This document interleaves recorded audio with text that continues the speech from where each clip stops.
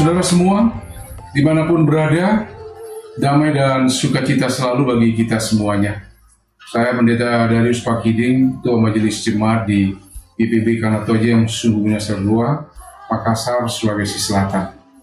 Sebelum kita membaca kebenaran firman Tuhan di hari ini, lewat morning call, mari kita satukan hati dan kita satu di dalam doa. Kita berdoa.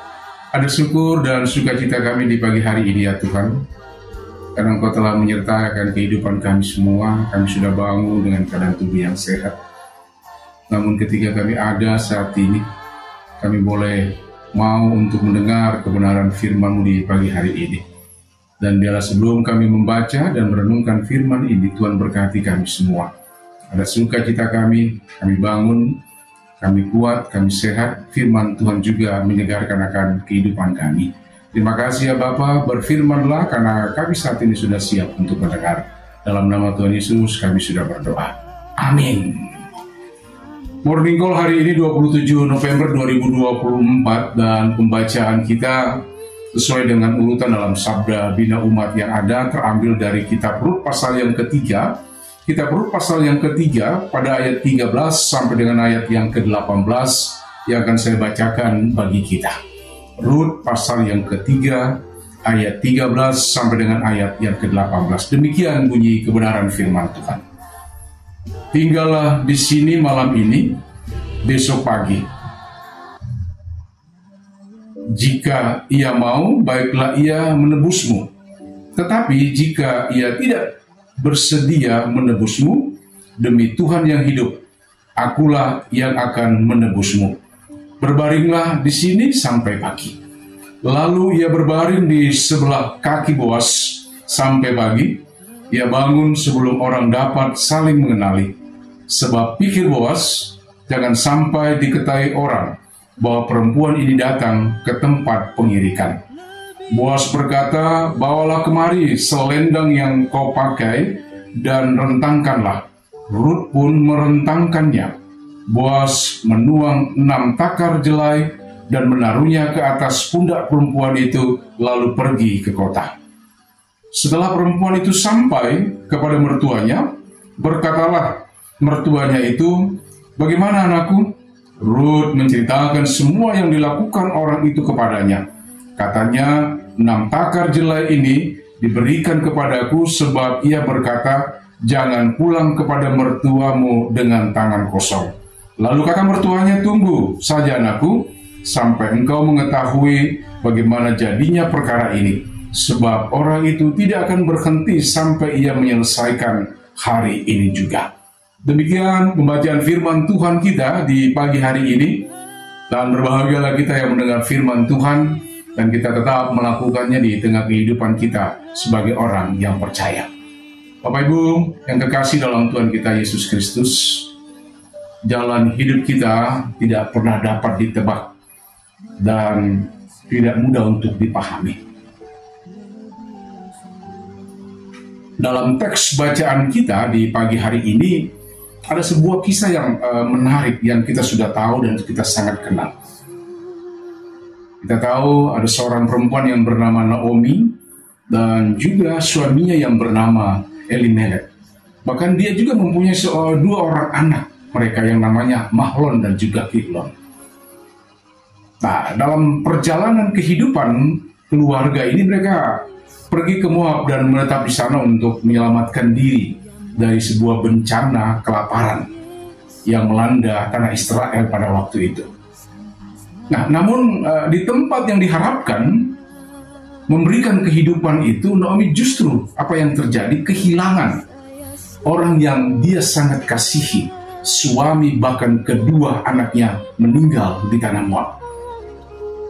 Nah, Bapak Ibu yang kekasih dalam Tuhan kita Yesus Kristus, hidup Naomi ini berubah sangat drastis. Terpuruk saya katakan. Awalnya dia sangat minder karena begitu banyak kepahitan hidup yang sudah dialaminya. Namun ada satu kekuatan bagi dia, yaitu dia masih bersama dengan menantunya. Dan dia masih bersama dengan Rut yang kita tahu sangat begitu mengasihi dan banyak berkorban untuk Naomi.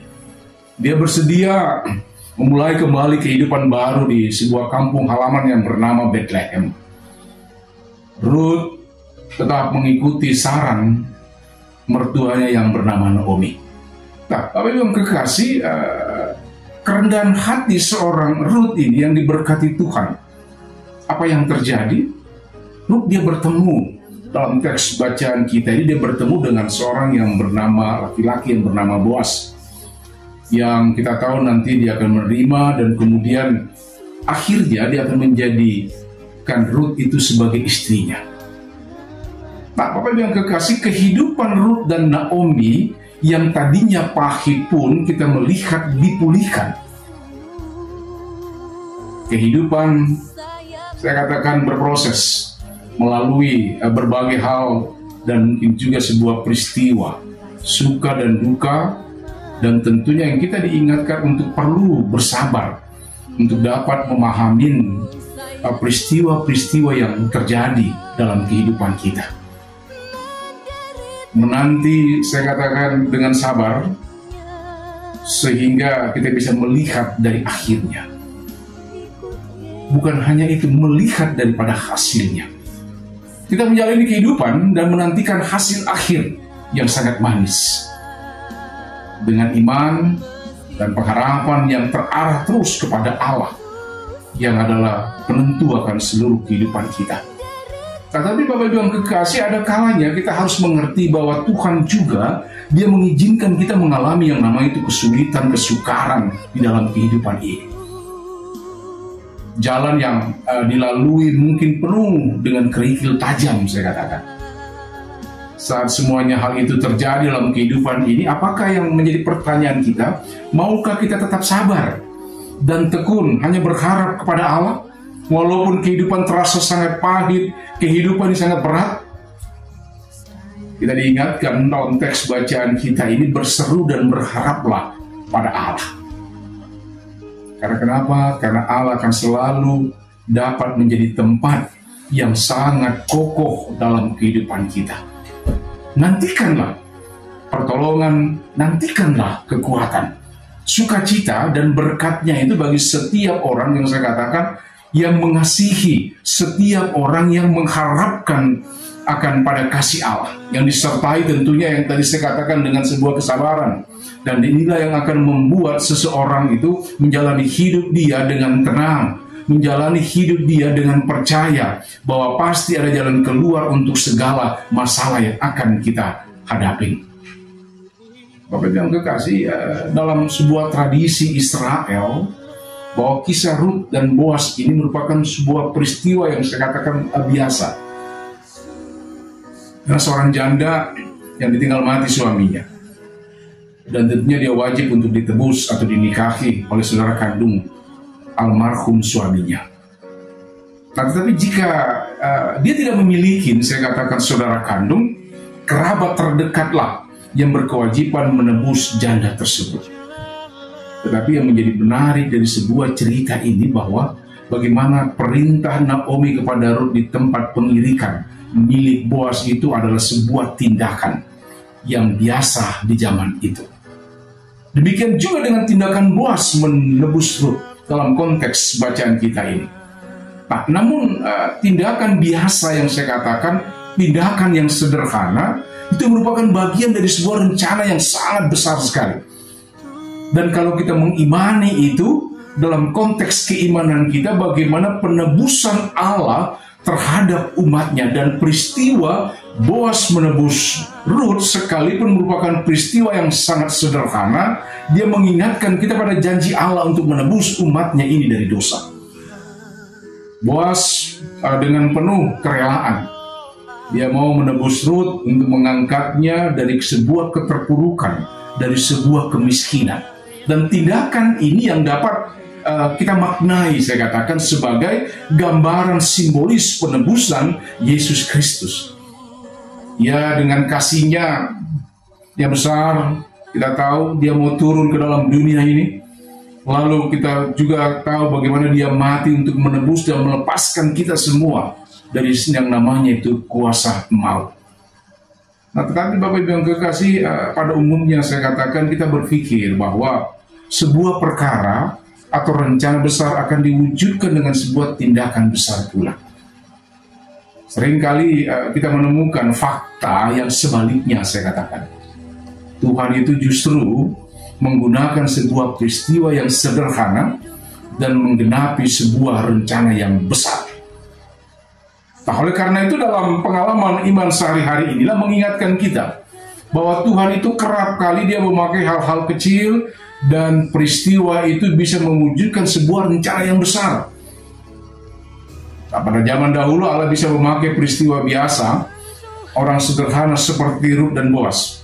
Kini dia juga bisa memakai keseharian dan kesederhanaan kita untuk menggenapkan rencana Tuhan dalam dunia yang ada ini.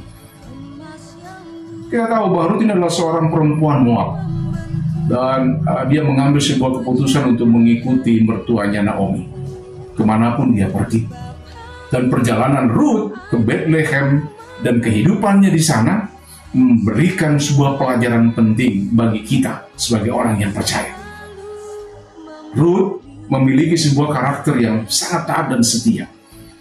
Salah satunya yang saya katakan kenapa dia sangat taat dan setia, itu dibuktikan dalam konteks cerita Rut ini, bagaimana Naomi menyuruhnya untuk mandi dan beruap serta pergi ke tempat Boas. Apa yang dia lakukan? Dia tidak segan untuk melakukannya, sekalipun saya katakan dalam konteks sebagai mengandung resiko yang sangat besar bagi dirinya. Namun ketaatan Rut ini mendatangkan berkat bagi kehidupannya. Demikian pun ketaatan kita kepada Tuhan, saya katakan, pasti mendapatkan balasan berkat darinya. Oleh karena itu, apa yang menjadi sebuah perenungan dan pemaknaan firman Tuhan kita di pagi hari ini mau menguatkan kita semua. Bapak, Ibu, dan saya, bagaimana perjalanan kehidupan kita masing-masing.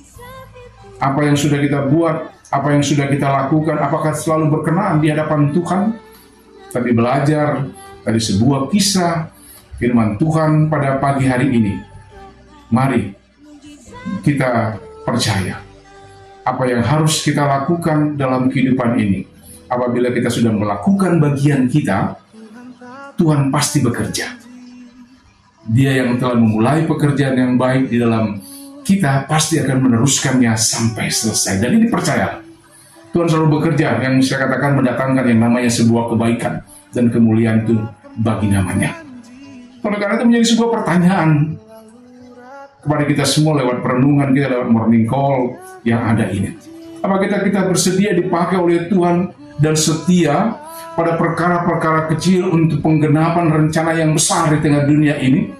Walaupun saya katakan biasa dan sederhana, tetapi saya mengajak kita, mari kita bertekad untuk menjadi alat bagi rencana Tuhan yang harus mendatangkan berkat dan juga keselamatan.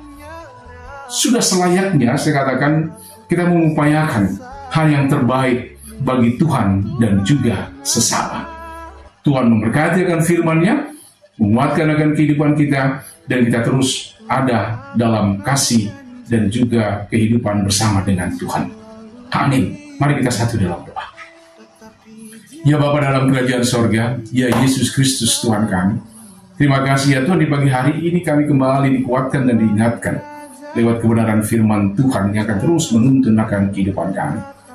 Dan biarlah kebenaran firman Tuhan ini akan menjadi bagian di dalam kehidupan kami, dan setiap kami yang sudah percaya akan kehidupan bersama dengan Tuhan menjalankan seturut dengan kehendak-Mu.